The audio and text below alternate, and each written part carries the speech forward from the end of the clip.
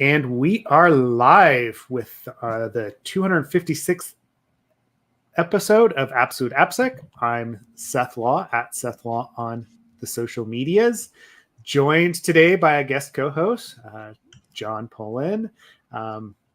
Forced request on social medias, correct, John? That's right. Yep. John, yeah, go ahead and say hi, and then we'll dive into all the things. Awesome. So, Seth, one thing I'm noticing already, we kicked off on time. And every time I tune into one of these, it seems like we're a few minutes late to get started. I think that's probably Ken's fault. That's how I'm interpreting this. Ken's not here this week. We started on time. Off to a good start. Off to a good start. Yeah, it's pretty typical that Ken's flying in from some other meeting or something else. And then, and then it takes us 10 minutes to actually catch up on what we want to talk about before we dig into it. The fact that both of us were on 10 minutes before, right? So I already did some prep.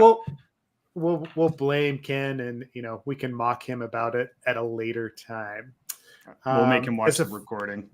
Yeah, exactly. We'll make him watch the recording. He may even be listening, but I think he's on the floor today. He's working some conference for his day job and dry run security. So I guess we'll give it to him at least this week.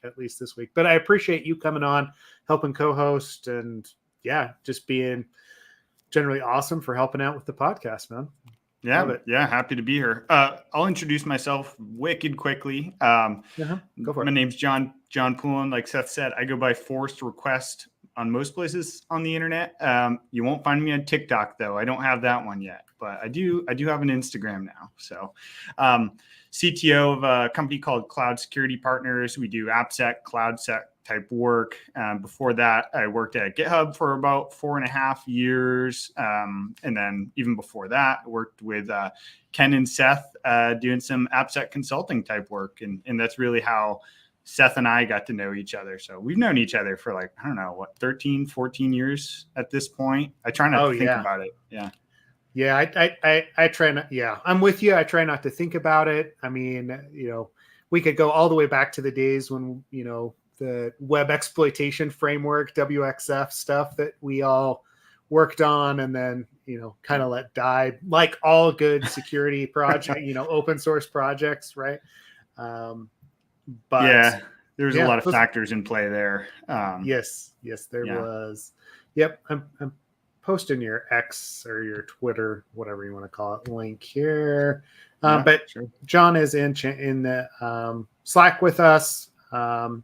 And we've worked together for quite a few years. So I'm excited to have you on, get your opinion on a few things. I know you've been on the podcast before. I think that was with Ken, but it's been a while. I'm trying to remember when it was, right? That's one of the things I was going to point out, Seth. This is actually a pretty exciting episode because it's 256. You know what that means? I know. Yeah. Power of two. Power of two. We're up to 100, 100, right? 2 to the eighth. So when's the next time that's going to happen? That would be 512. So how many years have you and Ken been doing this? Well, we started in 2017, so 7 years. So we got another 7 years. Actually get to that point, unless we can speed up our recording, our cadence, which I don't think is going to happen. But you never don't sacrifice quality. I mean, seven years until you all have another Power of Two episode. Yes, so quite a milestone today. Yeah, exactly. Yeah. But along those lines, before we jump into the articles, we're going to get to some CrankySec stuff here in a minute because it's the first time John has looked at it. And I know it always brings out opinions across the board, so that'll be good.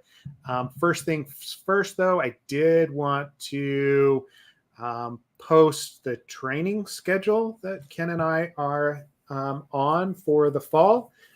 Training.absoluteappsec.com. It summarizes everything that's currently on the books.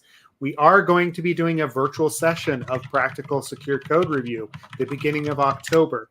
So this is the first time that we've actually opened it up to just an open course. If you are interested, if you have questions about it, you can go to training.absoluteappsec.com, or you can ping one of us on one of the DM me or hit me up on Slack, and it can answer any questions that you have on that. It is the AI enhanced version of Practical Secure Code Review. So we'll get into OLAMA, we'll get into local models, we'll get into how we're actually using that from a code review perspective, how it's speeding up the process, and teach you exactly how to go about that. So training.apps.appsec.com. The next opportunity is in Melbourne in just a few weeks. Ken and I will be down there teaching the course. We'll also get a conference with Cole and Paul and a bunch of the listeners that are in Slack. Will be a good time. If you're going to be around either at the conference or if you want to attend training, please do so. Let us know if you'll be there. We'd love to catch up and even just go to dinner or whatever, what have you, right? Love to see people. So there's that. And then finally, before we get into CrankySec, I did want to show the new merch that we actually posted just, yesterday? Just yesterday. We have some sweet Logical merch that you can now get. If you decide that you like the unicorn head, that is Stefan. I recognize that face. You should. Yes, that face is pretty iconic. We finally put it on some shirts and stuff at the merch store. So merch.appsec.com.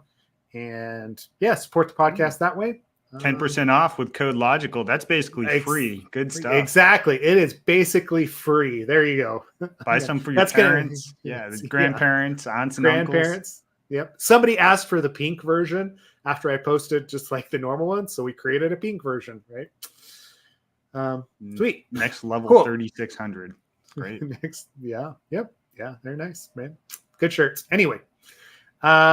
Sweet. Okay.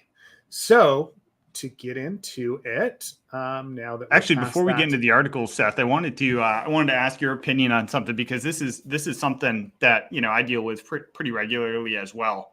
So looking at your training schedule, you've got a couple in-person offerings and then a virtual offering. Yes. And so for someone who's weighing the pros and cons of attending virtual training versus being in person, what recommendations would you give them? What would you do to help them make those decisions, whether or not it's worth the cost of being in person, room, board, et cetera, versus being virtual? Yeah, that's a good question, right? I always go back and forth on that. I'll tell you, as a trainer, I would much rather run an in-person session.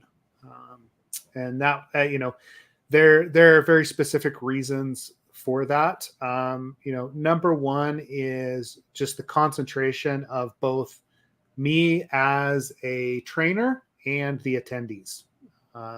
It is so easy when you're in your typical environment on a virtual training to get distracted and lose concentration of what's actually going on and what you're paying to do.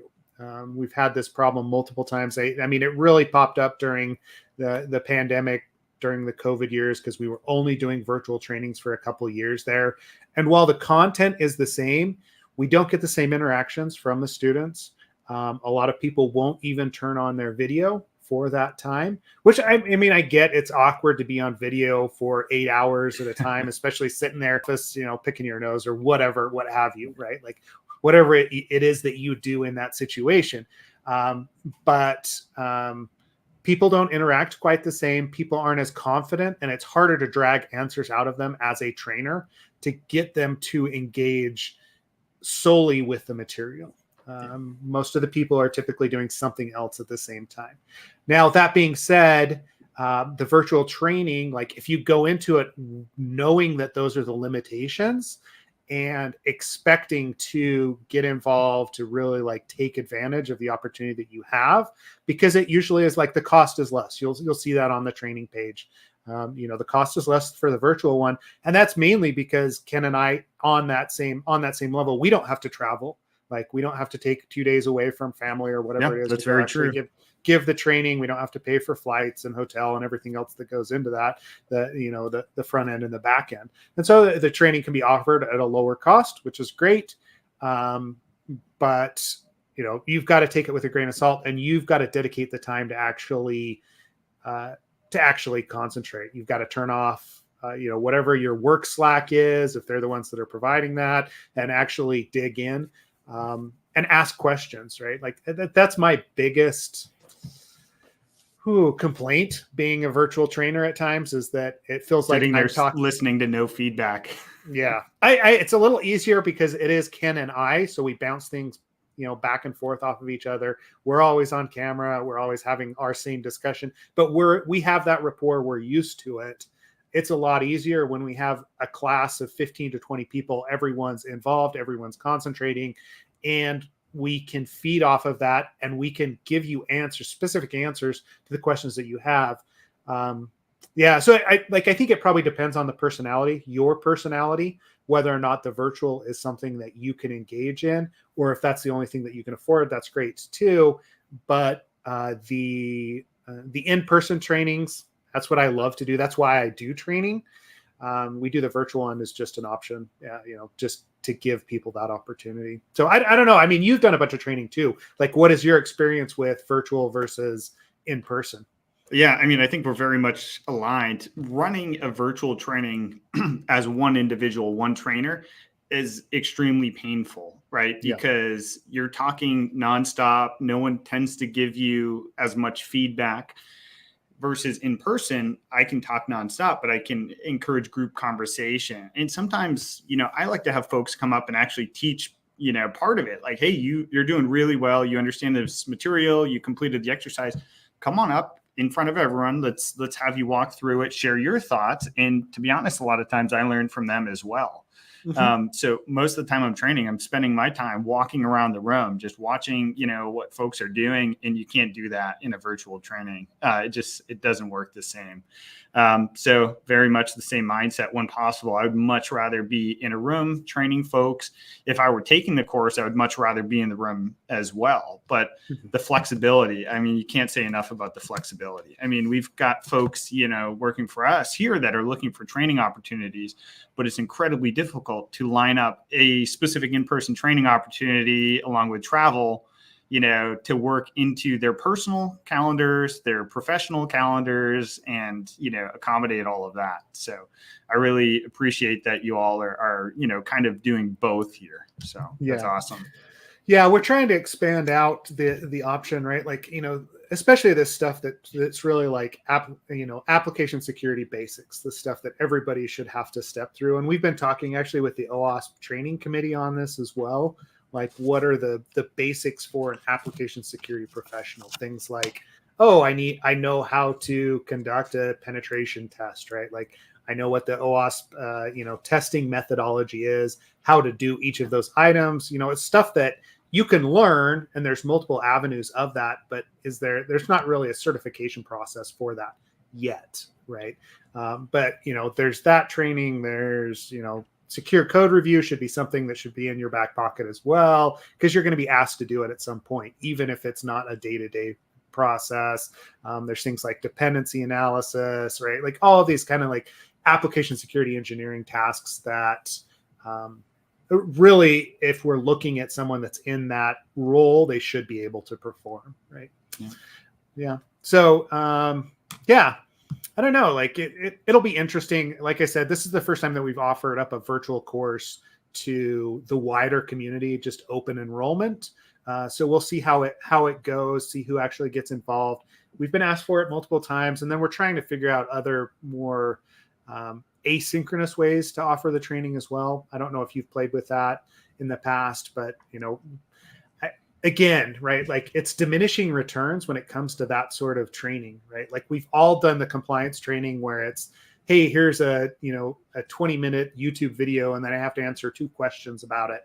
And what does everybody do? They just like slide that, they fast forward as quickly as they can, put it on 2 times, do something else, and then just try and answer the questions so they don't actually have to engage with the Part training. of that's because we've all been through that so many times now. I mean, if they're taking your AppSec training course year over year, chances are they're going to start fast forwarding through some of the stuff too. But I think the first time they do it, it'll be a different story. So yeah. Yep. Well, I mean, it's funny because now I'm thinking about, the time management, side of things. So like when you have an asynchronous training course, finding the time to actually do it and allocating that time becomes a whole different issue. I personally like to block out my calendar for 2 days, go do the training, have it be done. But if you give me access to a course and say, hey, do this course at your leisure, it's like, when's that going to happen? Yeah. At that point, it becomes, I'm doing that on my personal time. Right. Yeah. Right. And right. that was the case. Like if you've ever done like the offensive security ones where you just like sign up and you've got access to everything. Like I always found myself like doing the OSCP, right? Like having to extend my lab time because I never got to it, right? Like, you know what I mean? It's just I'm with you because it like, yeah, just you get distracted, you put it off, you procrastinate because it's like, oh, I got 3 months to do this. And then you realize the last week that there's no way that you're going to get through it all in a week without dedicating some serious time. Yep. Need the recommended syllabus, that folks can look at as, a basis for how they should be progressing, but it's still, not the same. Yep. Good. Well, if you need training though, right? Like, let us know. There's multiple different opportunities there. So, cool. Okay. So we're going to get into CrankySec. John, you telling me before the podcast that this was the first time that you'd read a CrankySec article. This one in particular, right? There's a lot that goes into it, but stepping back from this specific article, right? Like what are your impressions of CrankySec? Like what were your initial takeaways as you started to read it? What are your thoughts? And then we'll dig into the actual like meat of this one. So interestingly, I read the article after you sent it to me. I didn't look at the title of the blog post or anything. I'm looking at the About Me page now just to get a feel for who is CrankySec, but I haven't done that yet. So did we already share the article link to the viewers, or I'm just not sure? I just posted it. Yeah. Awesome. So this article in particular, fungible tokens, when you shared it with me, I'm like, Jesus, another NFT post. Like, I don't want to deal with that. So this article really is not about NFTs at all. I don't even think they make much of there's not even a discussion point on them. So pleasantly surprised we weren't talking about NFTs, Bitcoin, cryptocurrency, and all of that. So it's a good step away from all that stuff. My overall take is this is something I could see myself writing when I'm like in the whole get off my lawn mode after looking at some code that has, the same vulnerabilities year over year, at, midnight after having a couple scotches or something. Like this very much is like get off my lawn type of tone. I'm okay with that. But it's not what I was expecting at the beginning. So it was like, okay, I see where they're going here. Very much written like a narrative. So it's kind of interesting. One of the things that this article brings up is that, a token is, kind of an abstract concept to map, something abstract to something physical. So like a way to represent something you can't otherwise represent. So like, I've never thought about the origins of the term, but we've all heard the term, as a token of our appreciation, here's this, reward, here's this gift card or something like that. And the idea is that, well, you can't really give someone appreciation. So you have to show it through this other like physical manifestation. That makes a lot of sense. So it's always fun when articles really have you thinking about like the origin of these terms that we've been using and hearing and really trying to interpret what those actually could mean. Yeah. And I mean, so like I said, this isn't the first time that we've talked about one of the CrankySec blog posts. And one of the things that I do appreciate is just the raw nature, again, like what you're going at, right? The raw nature of their response, how they're, stringing the narrative together. And then just, I'm like, for lack of a better term, just kind of cutting through the bullshit, right? Like, because especially after going to DEF CON and Black Hat and having that hacker summer camp, and how corporatized it's become, how much we have like these InfoSec rock stars that, hey, whatever research they do is like,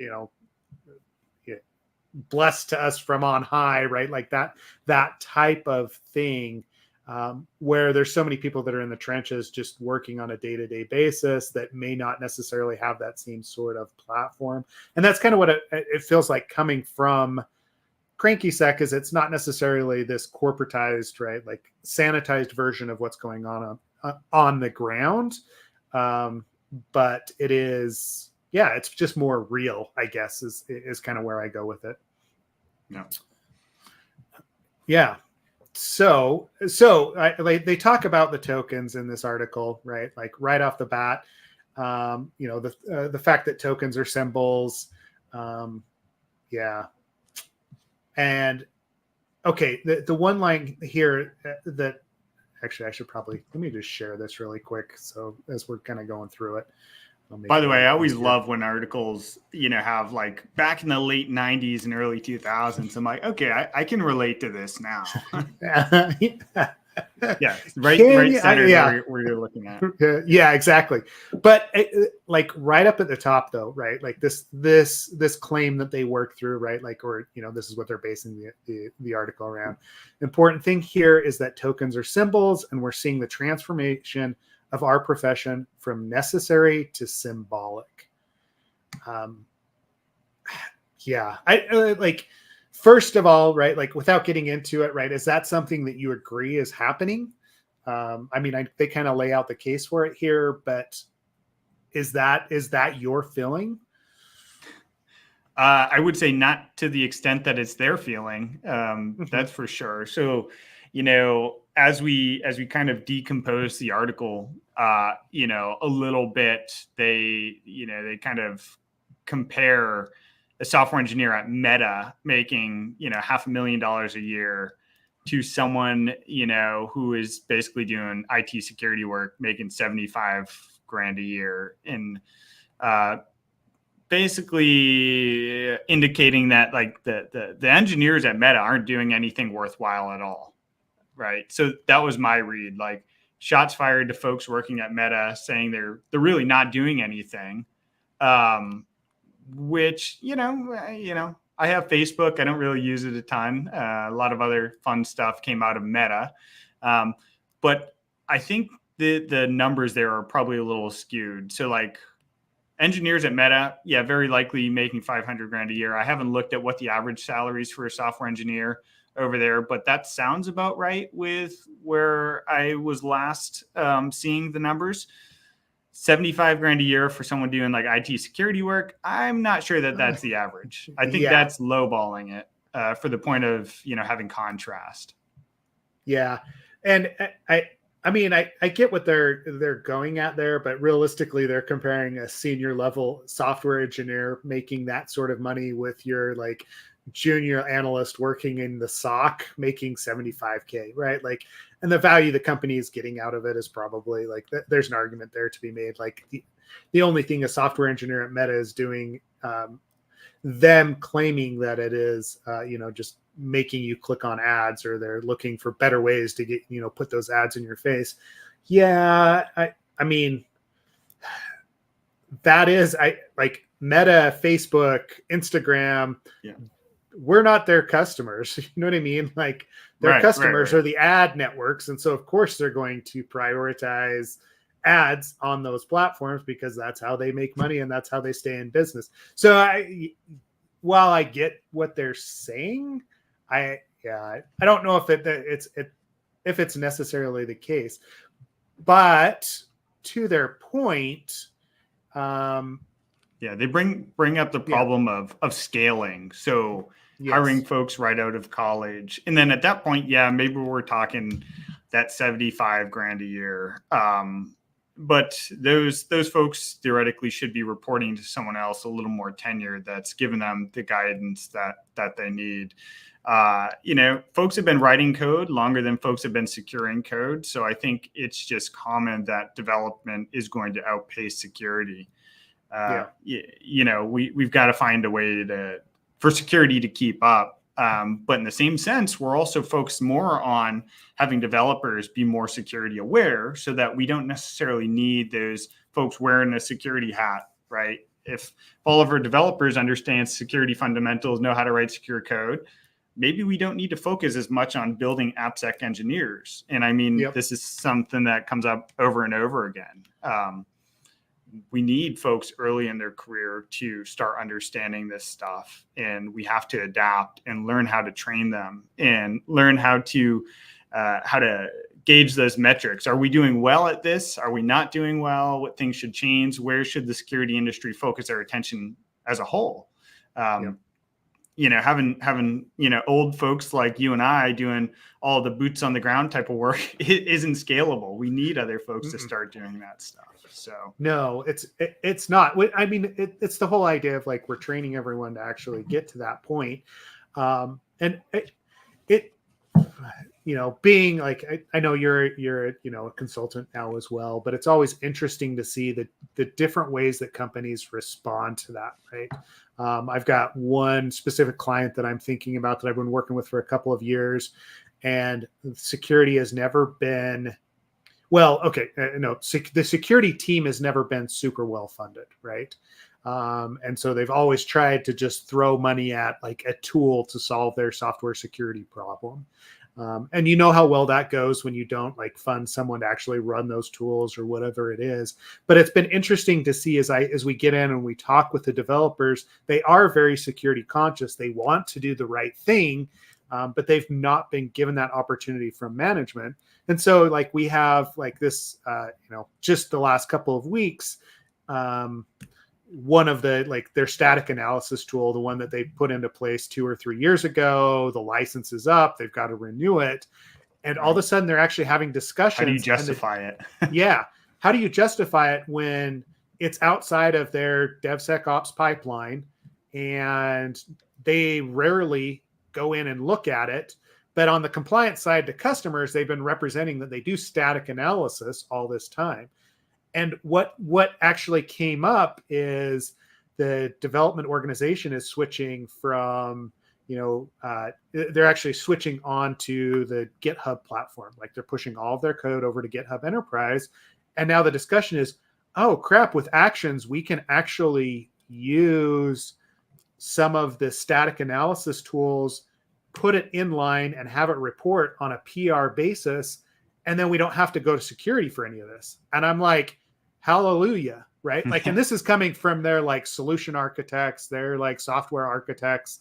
And I'm like, yes, right? Like I am fully on board with this. As long as the tool gives us some sort of actionable results, I'd much rather not be involved than have to dig into a dashboard to pull findings out and integrate it with your. Well, there's a new place for you or their AppSec team to be involved now, and that's writing custom rules. Exactly. So going through those security design discussions, making sure they're following secure design and architecture principles, and then helping them understand where they can go to write custom rules for things such as authorization. Authorization is a huge issue still. We're constantly seeing authorization vulnerabilities.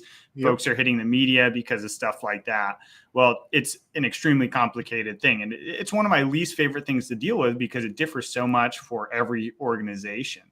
But if you're embedded with an org and they're going through the initial design process and you work with them to design a secure authorization system, what that allows you to do then, once they have the tooling in place, is figure out how to write the checks in the tooling to make sure they're doing authorization correctly all the time. So still more work to do. It's just, it's shifting a little bit and it's more meaningful work.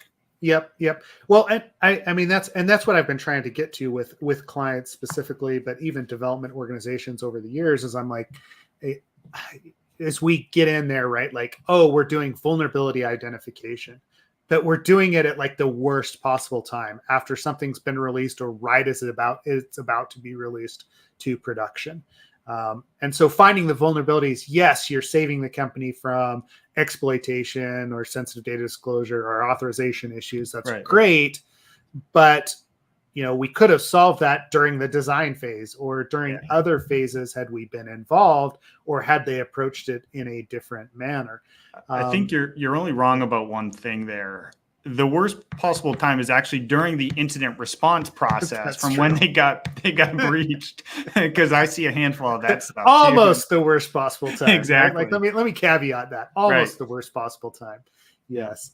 But yeah, like, so it's interesting to see how that actually happens. And definitely, like, those companies that you work with year over year, it seems to improve over time. But then there's always the ones that it's just a simple compliance check. And going back to the article, right? Like, I think that's what we run into from a business perspective.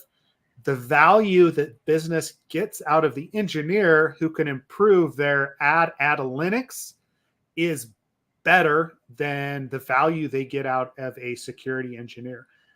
Like you even look at CrowdStrike, right? The most recent, like, huge incident that's actually happened. Granted, that's not a breach, but that I'm just happy you're not calling it the it's not. It was CrowdStrike. I know.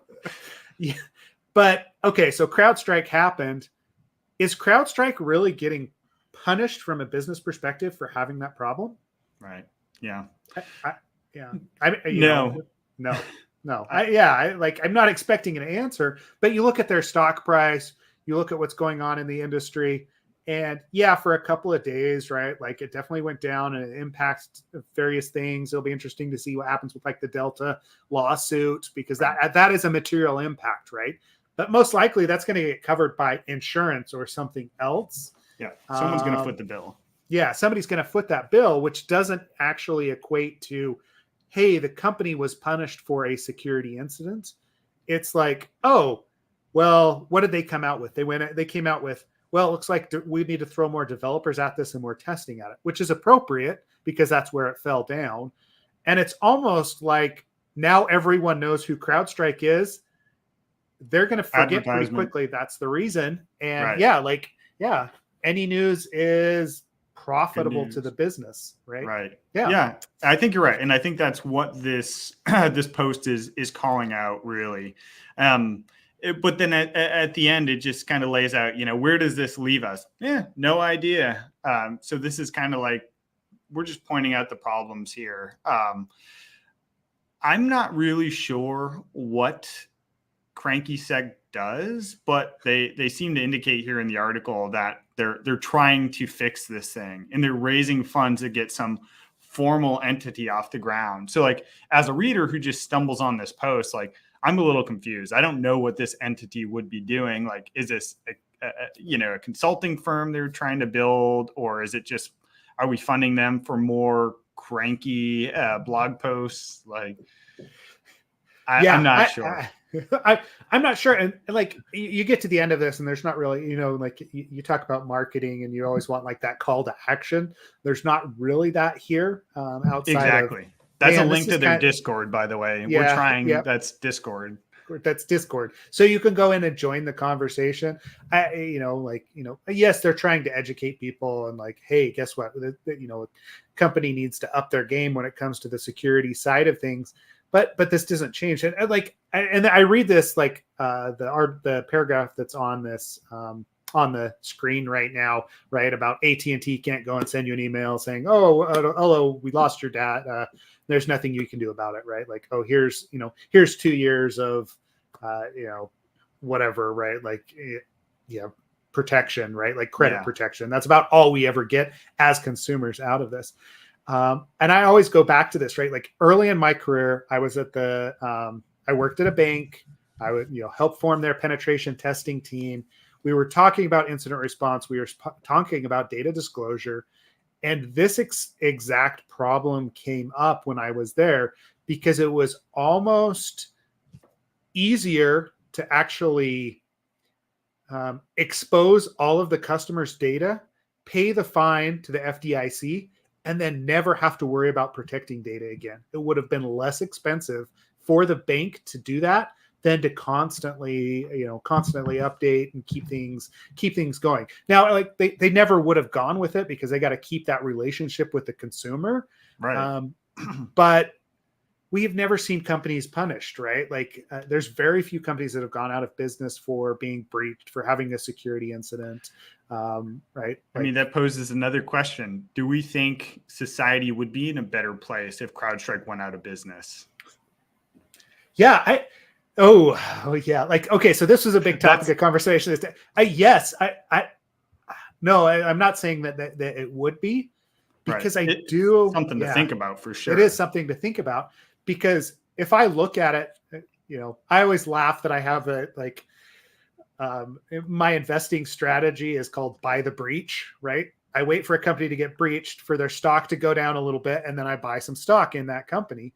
And it's proven to be a very profitable way to go about investing in the stock market, because the companies that go through the breaches and actually respond appropriately improve their security, improve their operations, and end up being more trusted, right? There's lessons learned when that happens that you don't want to necessarily throw away, right? Do you think that CrowdStrike is ever going to release code without fully testing it from here on out?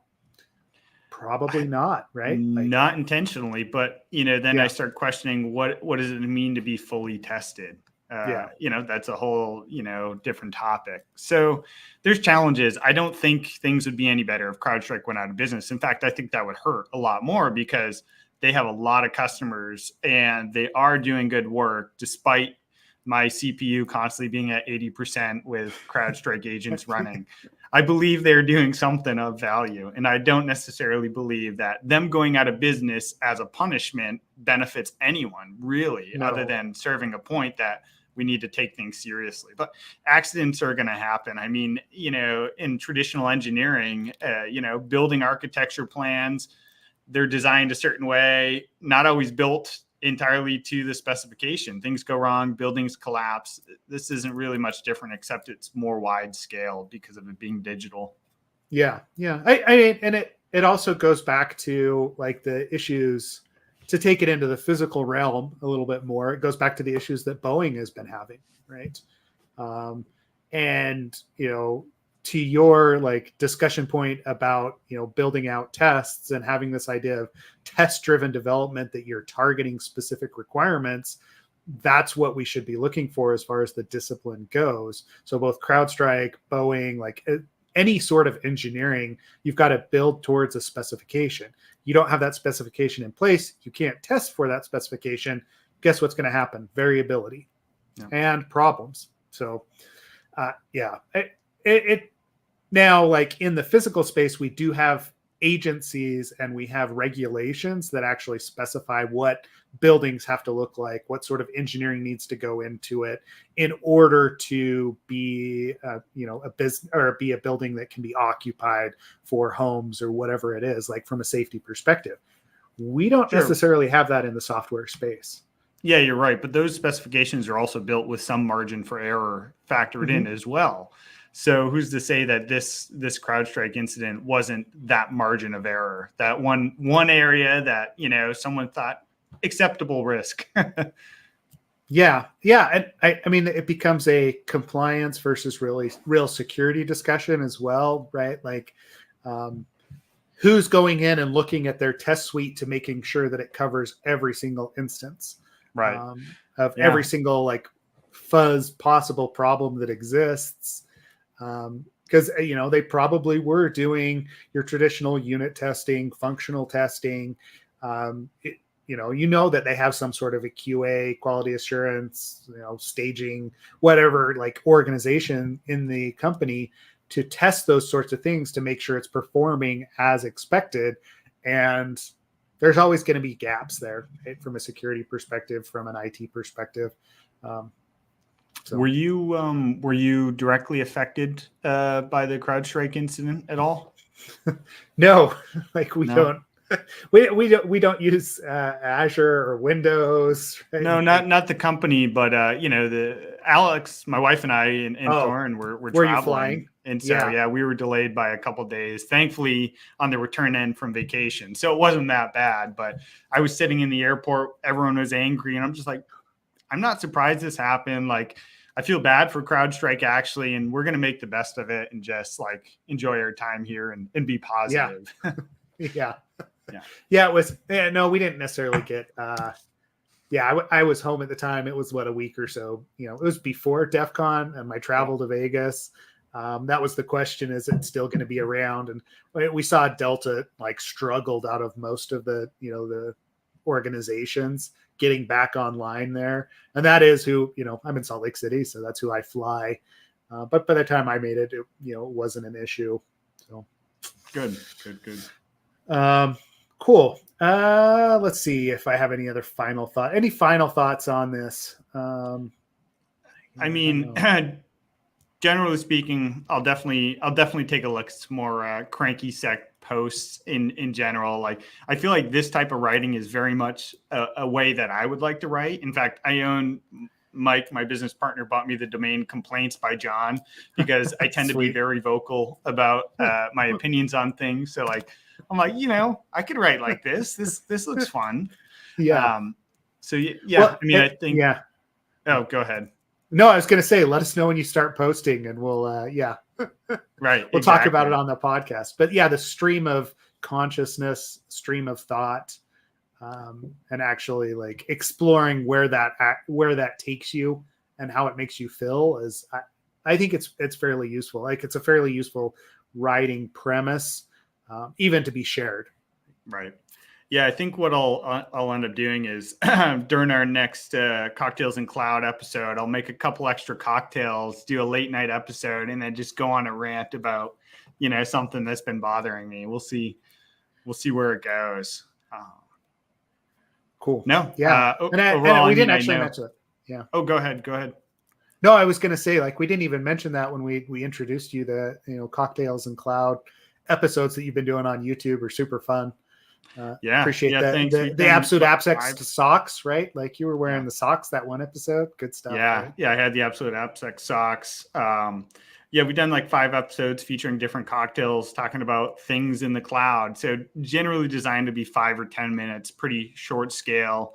I was actually thinking about making a cocktail before this episode today, but then I looked at my calendar and saw I had a bunch of client calls lined up. So don't want to be half in the bag for a bunch of client calls. So.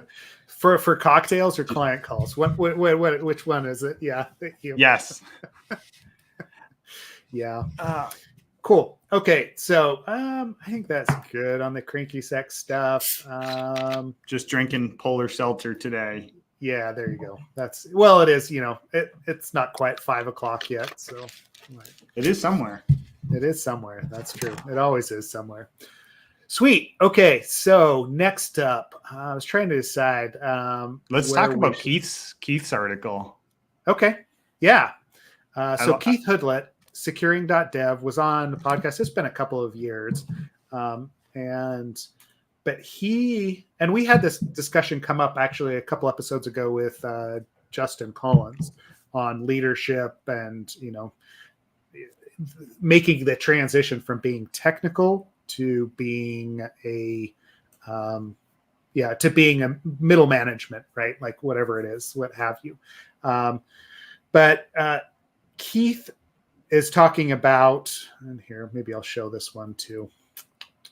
Well, okay. I'll let you dive into it first, right? Like, what is it that, like, you want to talk about this article? It's on leadership and staying technical. The name of the article is Avoiding the Middle Management Trap. What does that mean to you? I know we've both bounced back and forth between running teams and being like individual contributors. So, what does that mean to you? What is it that you feel like he's getting at here? So it's interesting because Keith and I both worked at GitHub together. I was actually started as an IC, became a manager. He was pretty much an IC while at GitHub. So I feel like some of the points he brings up here very much relate to my own personal feelings. So the idea here is, it's so common for folks, not just in technology, but in any industry, to start as an individual contributor. Maybe they're an engineer writing code and eventually switch over to a management track. And that management track lends them in a direction where they're focused more on people management side of things and less on the technical management side of things. So you fall a little stagnant with your skills. There was a point where I was on, meetings 6 hours a day, and I definitely felt like new tech was coming out, new frameworks, new languages, cool things, and I wasn't able to keep up with them. Yeah. Right. It was becoming stagnant. There was a period of my time where, I hadn't written code in several months because everything I was doing was management. I cared more about my employees than I did my own personal growth. And I think that's a sign of good management. And to be honest, if that's how you feel, you care more about the success of the people around you than you do your own personal well-being, that's a sign you're probably equipped to be a pretty good manager. So how can we avoid this stagnant, I'm a manager now and I'm a technical manager, but I'm losing my technical abilities. And Keith digs into that a little bit. And, he says right there, staying technical is a smart career move. I couldn't agree more. I mean, the best managers I worked with are the ones who are interested in the technical details of the problem. And so when we're talking about, engineering or security, they're the ones who are like, hey, there's this vulnerability you're trying to solve. Can we just take a look at the code and look over this together? Because I understand code, I speak code, and I want to continue doing that. One thing people often overlook is management is actually, a college university degree. There are people who go get degrees in management, but they're probably not the ones you want to be your technical managers, right? So Keith talks about that. And the gist of the article is, how do we, as busy managers, focus on maintaining our technical abilities? And a lot of that comes down to time management. Yeah. Yeah. Well, and that was going to be my question, because he's talking about, maintaining your technical skills through what's actually being bubbled up or coming to you. Right. It does make you a more respectable leader. When you can call, we can call bullshit on vendors as they walk in the door, as someone that's not necessarily a boots on the ground. I'm implementing things, but I'm in that management role and have that decision-making ability. So it has its advantages. It does help out the company and, you in your own career, but that, you're saying it comes down to time management.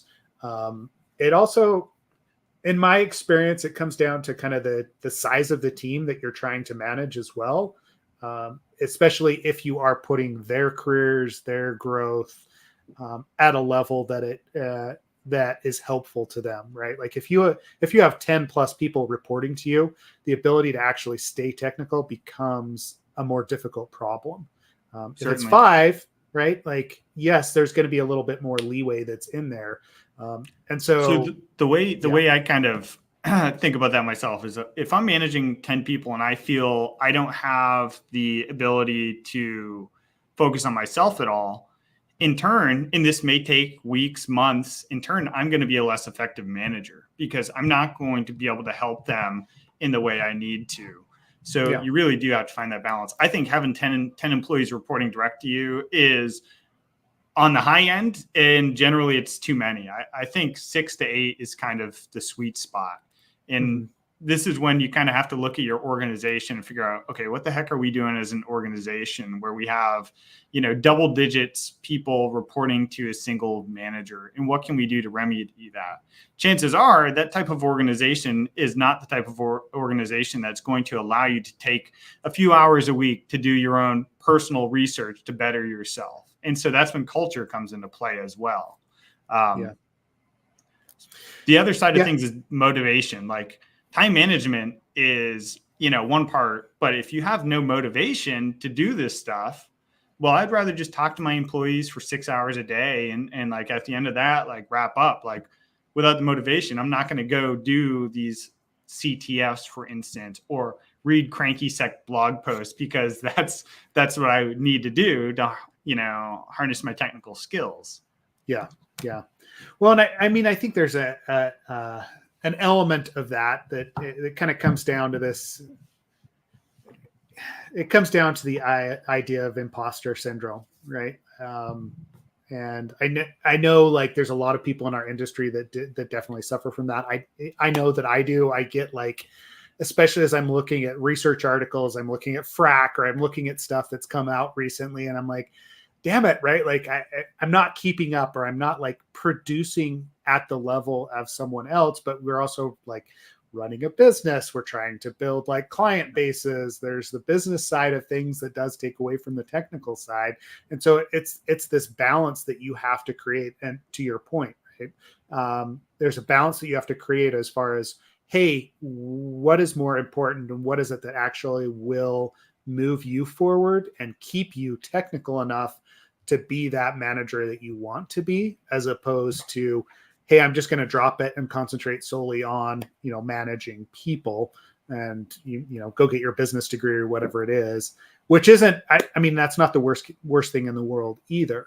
I think back to my time at the bank, and that's what they would try to do. They would identify smart technical people that were good in the organization, and they would actually put them on the track to be managers and train them on how to be managers. But that was like a culture thing again, as far as like helping other people out. Yeah. 24 years, and Brian Glass. Hey, Brian, still lives in the middle of imposter syndrome. Yeah. Yeah. I don't think it goes away. No, it doesn't. And that's where it is. Like, do those technical people that step into middle management and not keep their technical chops, do they just not have imposter syndrome? Right. Like, I'm not sure. Yeah. I don't know if I've ever met someone that has claimed to not ever had imposter syndrome. I think once people recognize it as a term, they realize, okay, that's why I feel the way I feel. And that's how we describe that. It's extremely common. But, if you've never felt like, you're suffering from imposter syndrome, I'd love to hear from you. That'd be quite an interesting piece. Yes. We may have you take a test for being a narcissist at the same time, but that's something else, right? Right. So what do you recommend, right? Like, Keith has like studying, doing, training, sacrificing, right? Like those are his like points in the article. But I think spot on, right? So if you want to learn, you've got to do stuff. I spent a lot of time, doing code review while listening to YouTube videos on the side to try to learn stuff, right? Like maybe I'm studying for certification. I think I'm going to passively listen to some certification study material while I do my day job. And then at the end of the day, I'm like, okay, I did not retain any of that material at all. So you really have to set aside the time to actively learn. Passive learning is a tool that could be used. I mean, the Foreign Service used to have folks go to sleep listening to like language learning materials and stuff to immerse them. They believe that strategy worked. I don't believe that passive learning strategy really works. You're better off taking a half an hour, going out, doing some stuff. Keith recommends CTFs. I love it. I kind of started my career doing CTFs and then later building challenges for those CTFs. I was like writing challenges for hackthesite.org while I was in high school. And that's how it's like reinforced learning. Like I know how to do this stuff. Now I'm going to teach other people how to do it, which is the second topic there. Teaching is really the fundamental way to make sure you know the material, because once you can describe it to others, you've actually learned it. Because it's not just about knowing the facts at that point. It's about knowing how to describe it to someone in ways that they will understand it. Teaching is extremely hard. Everyone learns differently. So figuring out how to work with a particular person and teach them. This is why mentoring is such a great thing. Finding someone to be a mentor of allows you to hone in your teaching skills. And maybe they in particular don't understand, let's say, buffer overflows, right? Like buffer overflows aren't something that, we're all dealing with in a day over day basis now. So like finding a mentor to explain what a buffer overflow is great. And that mentor doesn't even necessarily have to know much more about it than you, as long as you guys are kind of able to learn it together. So teaching is extremely valuable. Every time I give a training, I'm learning as I put together the material, but I'm also learning from the students as well. So you get more of this with like the direct teaching, less so with like writing tutorials, for instance. It's as many times as we've given, like as Ken and I have given that practical secure code review course, right, over the last 5 years, it's amazing to me the questions, like the new questions that pop up that actually make us explore other topics during those training sessions as it is. And one of the things, right, like writing CTF challenges, right? Like going back to that, right? Like you building things into Hack the Site. If you really want to understand a vulnerability and an exploit and how it actually happens, go and create a vulnerable application and make sure that it consistently is exploitable, right?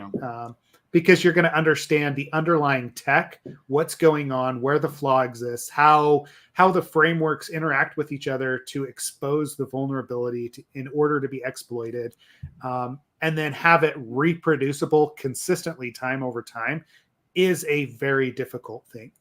You're right. And then at the end of the day, someone's still going to find a different way to exploit that same vulnerability. Yes. I see that all the time in CTF. So we're like, there's one planned approach for folks to exploit the vulnerability, yet us clever hackers find a way around that and exploit it in a different manner. Yep, find some configuration issue or something else that exposes data or whatever, what have you, and all of a sudden there's another avenue for it there. So one of the other areas we haven't touched on is sacrificing. This is obviously a big one. No one wants to sacrifice things. So at the end of the day, you have to kind of reflect upon yourself and figure out what's important to you. One of the first things Keith calls out is like, when I say sacrificing, I'm not talking about sleep. You need your sleep. Like, I'm a huge proponent of 8 hours of sleep. If I don't get 8 hours, I'm probably not going to do good work. And then it's counterproductive. So what can you do in the other 16 hours of your day? Becomes exponentially more complicated when you have, family and things come up and, school sports season enters. But like, what are the things that you could control in your life and your schedule? And how can you maximize that? So like taking 30 minutes in the morning instead of doom scrolling Facebook, clicking on meta ads. Maybe there's something else you could be doing with your time. Maybe that is working on writing a blog post, to teach others how to do something. Going out with friends and family is great, but do you need to do that every single day? Or maybe that's something you get the same value of going out once a week, twice a week. This is such a personal thing. There's no one size fits all solution, but there's folks out there who are, doing time management as a career. And those folks you could talk to help answer these questions. What are you comfortable sacrificing in your life? Because it's a psychological thing, it's okay to get help in this area. If you want to do a better job, you want to find ways to improve yourself technically, or even, on the soft skills side, you're going to have to make sacrifices. Yep. Well, and he does call out, a good point of making it a habit, right? Like once you've actually made it a habit of this is what happens, every week or every day at this time, and it becomes just a part of this is the routine, it's a lot easier to maintain that habit. Yeah. But it is hard to actually start that when you've never done it before, and finding that time, that carve out itself in order to make it what you need it to be. It's kind of like saying I'm going on a diet Monday versus my diet is X. Like you have to commit to it. Yep. That's a big one. I always used to hear folks talking about what diet they're going on. I'm going on the keto diet, or I'm doing the Atkins diet, instead of saying, this is my diet. I take ownership of this. And that's kind of what we need to do to make it a habit. Yep. And his final point, I know we've been going for an hour, John, I want to be cognizant of your time, but let's, we can wrap up here. His final point here is learn as if you were to live forever. Right. I do see quite a few people that as they get towards the end of their career, whatever it is, like, they let the technical side of things lapse because they just, they don't see the need in it. I don't know, like anyone, again, to Brian's point as well, right? Anybody that suffers from imposter syndrome probably isn't going to do that because you're constantly trying to prove yourself as far as, hey, we are good enough, right? Like I am good enough to actually be here and to be in the conversation, to like be doing this work, right? That is in itself its own motivation, at least in what I've seen people do. But yeah, I don't know what experience you've had there, or if you've seen people that kind of drag that out.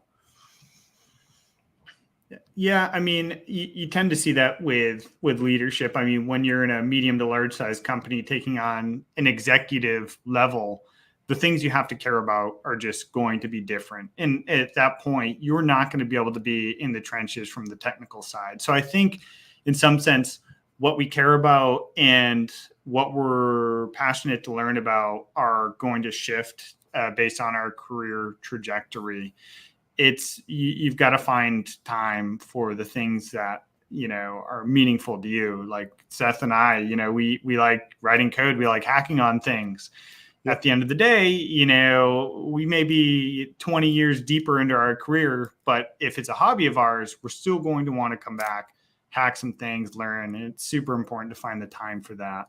Yep. So, yeah I like that though. Learn as if you were to live forever. Yeah. But then also teach as if, you're going to be living forever. So it's all super important. Yeah. Yeah, it is. I mean, find something that you're passionate about and like, and make the time for it, right? Like make it into that habit, right? Like I know I find that outside pressures or outside commitments, whether that's to family or to friends or to organizations, actually help me keep those habits in place, right?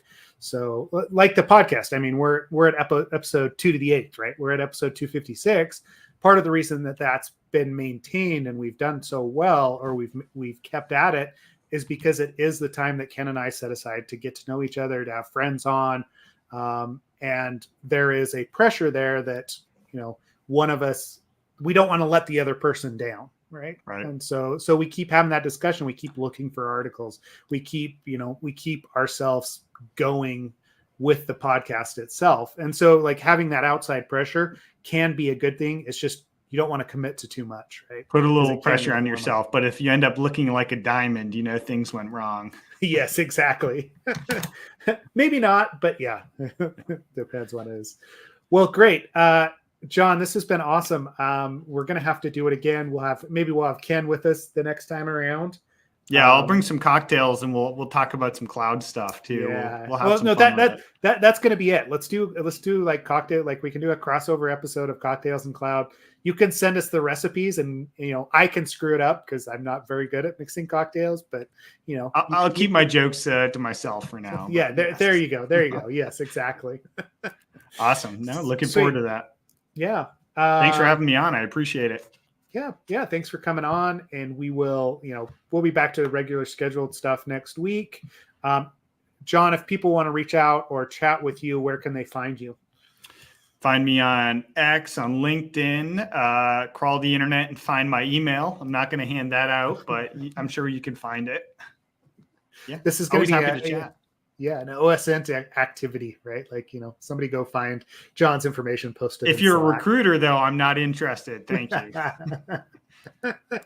Good to know. All right. Well, thanks everyone for joining today. We'll catch you all next week. And until then, stay secure and we'll see you online.